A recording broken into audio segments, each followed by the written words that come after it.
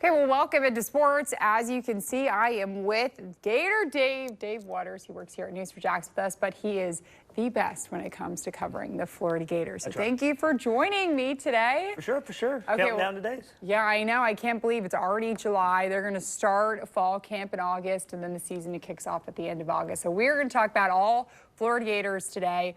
First, let's talk about season expectations. From what, in my opinion, from where they were a year ago to how they ended the season, you know what? He kept his job. Yeah, Billy Napier kept his job. They made it to a bowl game. DJ Lagway did well in his freshman season. Yep. So, in my opinion, I think they met or exceeded expectations from where they were week one. This season, a little different. Yeah, well, first of all, the schedule's not as hard to start with. You open up with Long Island.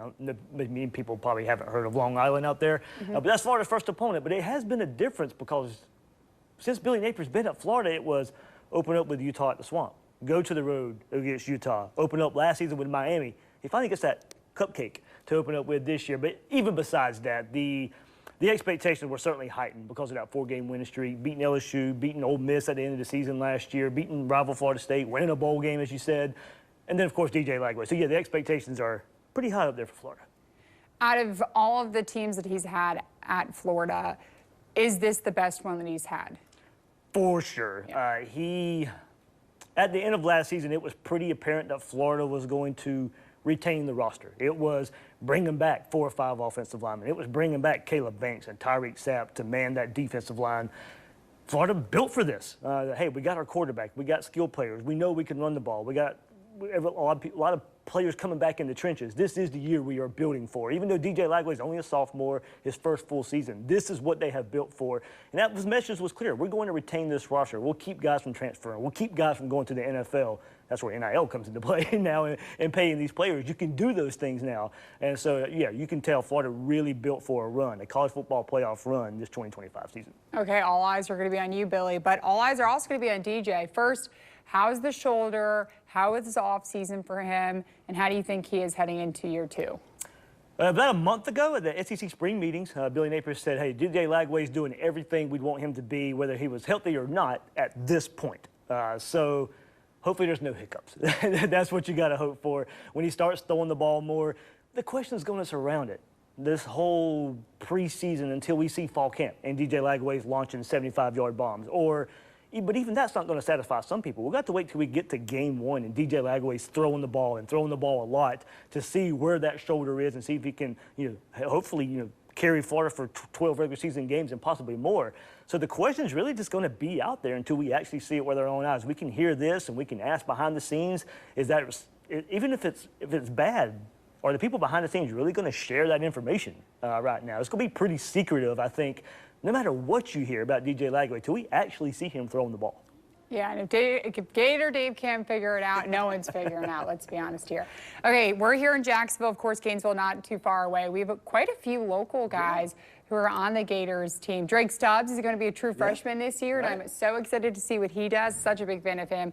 But Trayon Webb is over there and quite a few other Jacksonville guys. So how do you think they're going to do? What should we expect from them? There's a lot of Jacksonville players that are be very impactful for Florida. They're going to play a lot of football. Starts up front. Yeah, it starts up front. Left tackle, Austin Barber. I mean, he's been with the program forever. With Trinity Christian, with Trayon Webb for a time. But he's going to anchor that left side of the offensive line that, like I said, have 4 or 5 guys returning. So Austin Barber, I even saw, I believe, CBS had a mock draft. They had him in the first round. One of the top tackles taken. So local product getting a lot of love there. As you mentioned, Trayon Webb at running back. Unfortunate for him that he was injured last year, and he got passed up by Jaden Ball and Jacoby Jackson. So he might be the 3rd running back going into camp. He'll have to prove himself once again because he was number 2 back going into last year behind Montrell Johnson. So he has a lot to prove. You go to the other side of the ball, Pup Howard at linebacker. He's got to come back from a late season ankle injury that really derailed the end of his season. And I talked to him earlier this year on Gators Breakdown, and he said it was the hardest thing I've ever had to do was watch I'm happy for the team. The team is winning, but I can't be out there to help them myself.